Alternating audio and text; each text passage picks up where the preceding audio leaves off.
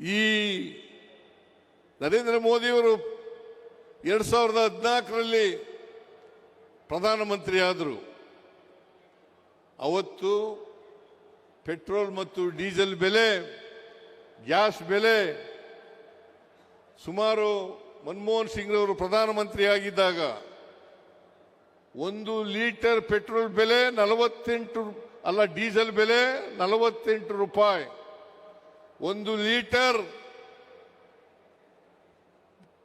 Petrol ಬೆಲೆ 70 ರೂಪಾಯಿ. ಒಂದು ಗ್ಯಾಸ್ ಸಿಲಿಂಡರ್, ಮನೆ ಬಳಕೆಗೆ ಮಾಡತಕ್ಕಂಥ ಸಿಲಿಂಡರ್ 414 ರೂಪಾಯಿ. ಇವತ್ತು ಎಷ್ಟಾಗಿದೆ ನೀವೇ ಯೋಚನೆ ಮಾಡಿ. ಇವತ್ತು ಇದನ್ನೇ ನಾವು ಅಚ್ಚೇ ದಿನ್ ಅಂತ ಕರೀಬೇಕಾ? ಅಚ್ಚೇ ದಿನ್ ಅಂತ ಕರೀಬೇಕಾ? ಈಗ ಮೊನ್ನೆ 3 ರೂಪಾಯಿಗೂ ಹೆಚ್ಚು ಪೆಟ್ರೋಲು, ಡೀಸೆಲ್, ಗ್ಯಾಸ್ ಬೆಲೆಯನ್ನು ಹೆಚ್ಚು ಮಾಡಿದ್ದಾರೆ.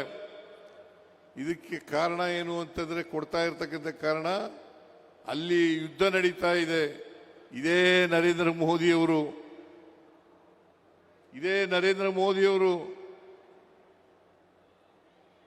ಟ್ರಂಪ್, ಅಮೆರಿಕ ಅಧ್ಯಕ್ಷ ಟ್ರಂಪ್ ಅವರು ಬಾಲ ಹಿಡ್ಕೊಂಡು ಸುತ್ತಾ ಇದ್ರು.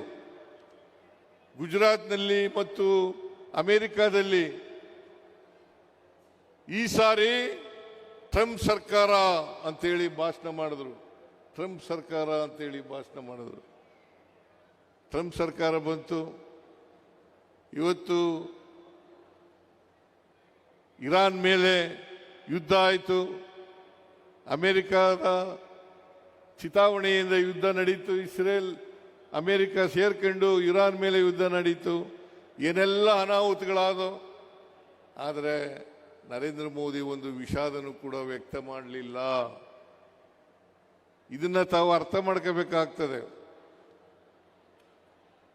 ಇವತ್ತು ಏನಾದರೂ ದೇಶದಲ್ಲಿ ಬೆಲೆ ಏರಿಕೆ ಆಗಿದ್ರೆ ಇದಕ್ಕೆ ನೇರವಾಗಿ ಕಾರಣ ನರೇಂದ್ರ ಮೋದಿಯವರು ಅಂತಕ್ಕಂಥದ್ದನ್ನ ತಿಳ್ಕೋಬೇಕಾಗ್ತದೆ. ಹಾಗಾದ್ರೆ ಇವ್ರ ಕಾಲದಲ್ಲಿ ಯಾರು ಲಾಭವನ್ನು ಪಡ್ಕೊಂಡ್ರು ಅಂತಂತಂದ್ರೆ ಅದಾನಿ ಮತ್ತು ಅಂಬಾನಿ.